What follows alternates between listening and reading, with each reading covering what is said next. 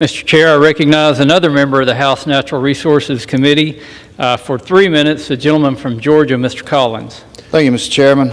You know, just this morning we were having a hearing and we were talking about Biden's bloated $1.2 trillion infrastructure Green New Deal, when 1/3 of that act went to actual infrastructure projects, and it looks like they're in trouble now because of inflation.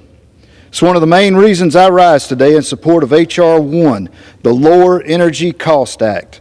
Over the past 2 years under the Biden administration, we have seen gas prices that are up nearly $1 after hitting a historic high of $5 per gallon last summer. With energy demand only increasing, we can't afford the Biden administration's anti-energy agenda hitting our pocketbooks any harder. This crucial piece of legislation will finally end the Biden administration's war on the American energy production by prohibiting President Biden from banning fracking, repealing restrictions on the import and export of natural gas, and stopping Biden's $6 billion natural gas tax. This bill will also incentivize domestic mineral production to ensure the U.S. has the resources necessary to compete with China. We will reform the National Environmental Policy Act to modernize and shorten the federal regulatory process that takes years to get through. The days of projects taking decades to get off the ground, they're over. In the U.S., it can take more than 10 years to get a permit to mine, while our neighbors, competitors, they're much faster, further incentivizing our companies to export mineral production.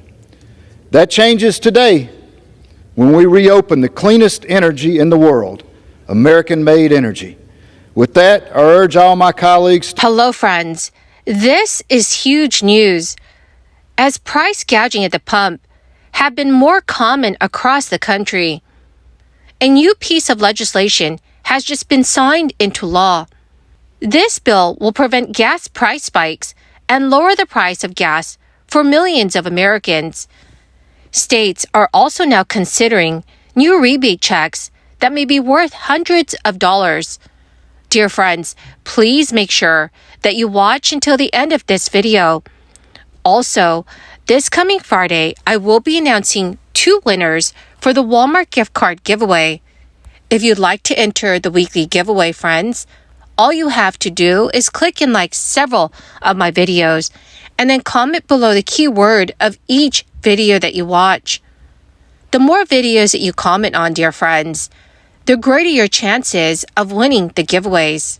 California has approved the nation's first penalty for price gouging at the pump, giving regulators the power to punish oil companies for profiting from the type of gas price spikes that plagued the nation's most populous state last summer. The Democrats in charge of the state legislature worked quickly to pass a bill on Monday. Just 1 week after it was introduced, it was a fast process for this big issue.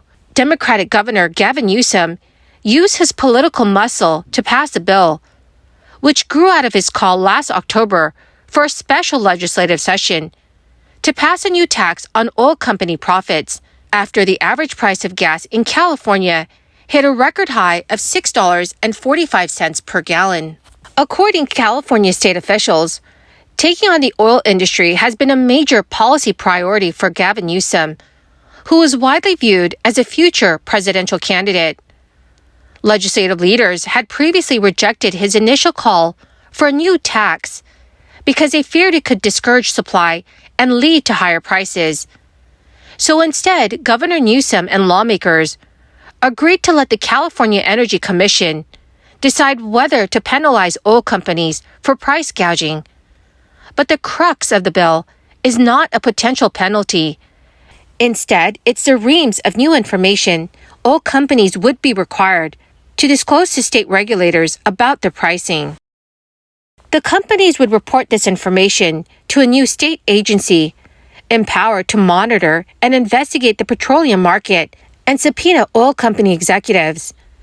The commission will rely on the work of this agency, plus a panel of experts, to decide whether to impose a penalty on oil company profits and how much that penalty should be.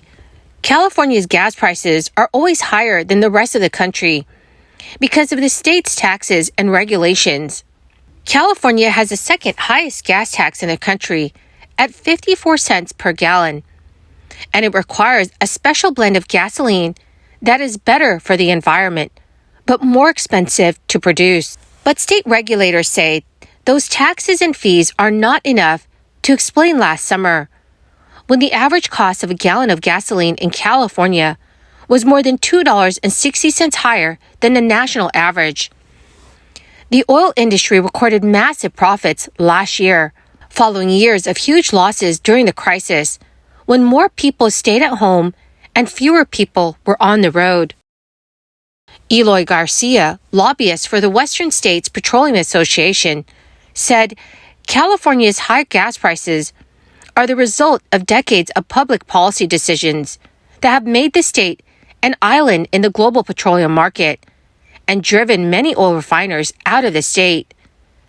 He noted California does not have a pipeline to send oil into the state, meaning it has to ship what it can't produce itself from the ocean, which takes longer and costs more. So, dear friends, please let me know how much a gallon of gas is in your city or state. The city of Palo Alto, California, recently revised this week its plans to issue rebates to customers.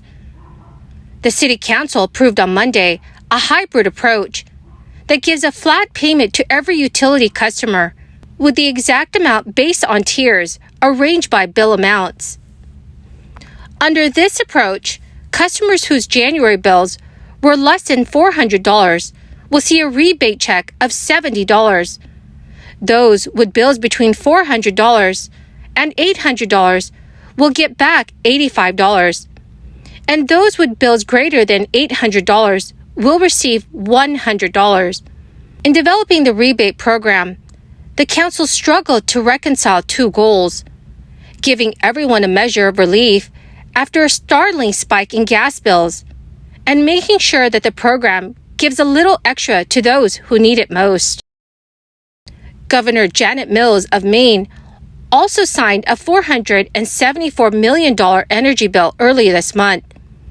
According to state officials, all of $450 state relief checks have now been sent out to Maine taxpayers. The final checks were recently sent out, and all of 876,000 eligible Maine taxpayers should soon have them in hand. The checks are intended to help taxpayers pay their heating bills. During a period of rising energy costs, they were paid for with surplus tax revenues.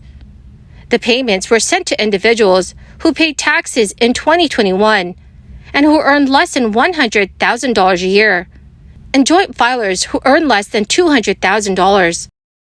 The checks were a great relief to thousands of Mainers who are struggling with higher heating prices this winter. Well, my beautiful and most dearest friends, that is the end of my daily stimulus update video for today. Thank you, dear friends, for being part of this community and for being here every single day. To say thank you and to show my appreciation, I will be announcing two winners this coming Friday for the Walmart gift card giveaway.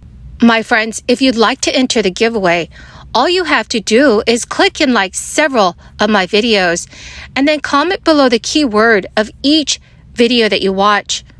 My friends, the more videos that you comment on, the greater your chances of winning the giveaways. Thank you and have a wonderful and very blessed Thursday.